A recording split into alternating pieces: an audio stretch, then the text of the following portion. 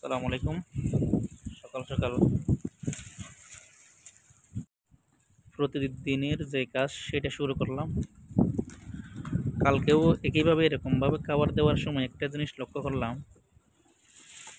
আপনাদেরকে দেখাবো আজকে একটা টাকার গাছ, কিভাবে গাছ থেকে টাকা ঝরে।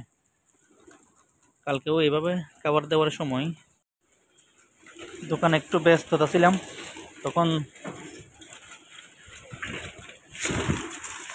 এইভাবে খাবারগুলো দেওয়ার পরে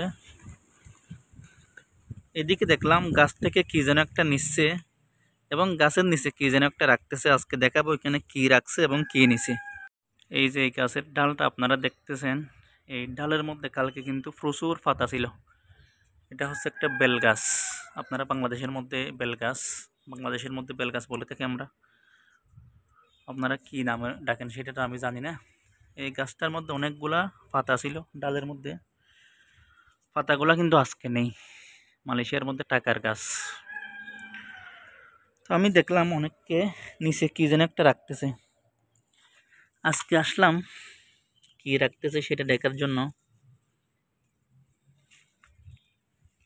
কি যেন একটা দেখা যাচ্ছে, যে দেখেন 5 টাকার একটা নোট, 50 পয়সা, 20 পয়সা, 10 পয়সা, 20 পয়সা, এগুলো মনে হয় অনেক আগের।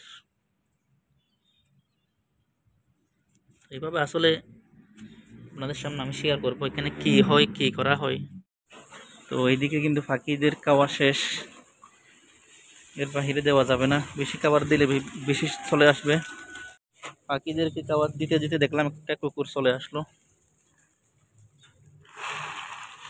এগুলো হচ্ছে বিড়ালের খাবার, সকালবেলা দিয়ে দিলাম ওকে, দেখি ও খায় কিনা।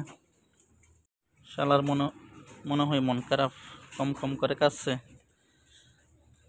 ও বলতেছে সকালবেলা মুরগি না দিয়ে আমাকে এগুলা কেন দিচ্ছিস, মনে হয় সেরকম বলতেছে। যাক, সমস্যা নেই, খাক। তো গাছে টাকা ধরার বিষয়টা হচ্ছে, কালকে হিন্দুদের একটা পূজা ছিল, শিবরাত্রি বলে। ওটার মধ্যে বেলপাতা বেশি ইউজ করে। আমাদের দোকানে বিশ্বাস করেন 10টা পাতা 2 রিঙ্গিত আমরা বিক্রি করছি। আমাদের দোকানে শেষ হয়ে গেছে, যার কারণে মানুষে ওইখান থেকে পাতা নিয়ে টাকা নিচে রাখতেছে আর টাকা পাতা নিয়ে যাচ্ছে।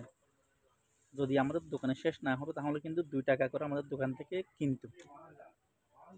এটা হচ্ছে গাছের মধ্যে টাকা, গাছের নিচে টাকা, এইগুলাই।